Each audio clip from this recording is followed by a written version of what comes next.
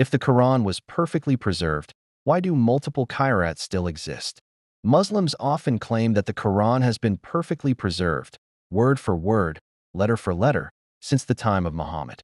This claim is usually presented as a miracle, but there's an important question that rarely gets addressed. If the Quran is perfectly preserved, why do multiple Qira'at, different accepted readings, still exist? Today, most Muslims around the world read the Hafs version of the Quran. But in parts of North and West Africa, Muslims read Warsh. Others use Kalan, Duri, or Susi. These are not different translations. They are different Arabic readings of the Quran itself. Muslims often respond by saying, they all mean the same thing. But that's not entirely true. The Qira'ats sometimes differ in words, verb forms, pronouns, and even meanings. In some verses, one reading says he said, while another says they said. In others, a command becomes a statement, or singular becomes plural. These are not just pronunciation differences. So how did this happen? Early Quran manuscripts were written without vowel markings or dotting. That meant the same consonantal skeleton could be read in multiple ways. Different regions developed different recitation traditions, each claiming to trace back to Muhammad. Centuries later, Islamic scholars canonized 7, then 10 Qira'at, declaring them all valid. But here's the key issue. Canonization is not preservation. Choosing which readings are acceptable is a human decision.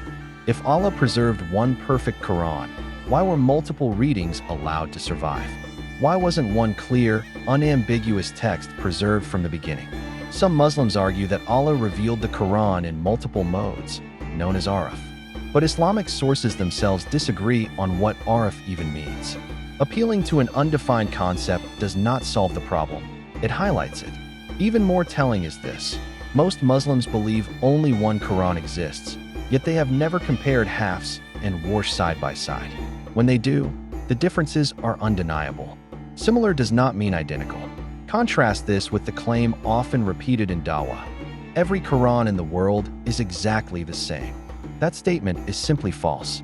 A more accurate statement would be, different Qurans exist, and Islamic theology declares them all acceptable.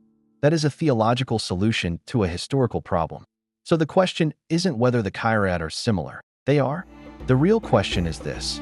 Does perfect preservation allow for multiple authorized versions of the same revelation? If preservation required later scholars to choose, categorize, and approve readings, then preservation depended on human processes, not uninterrupted divine control. Faith may accept that. History records it. And if truth does not fear examination, then ask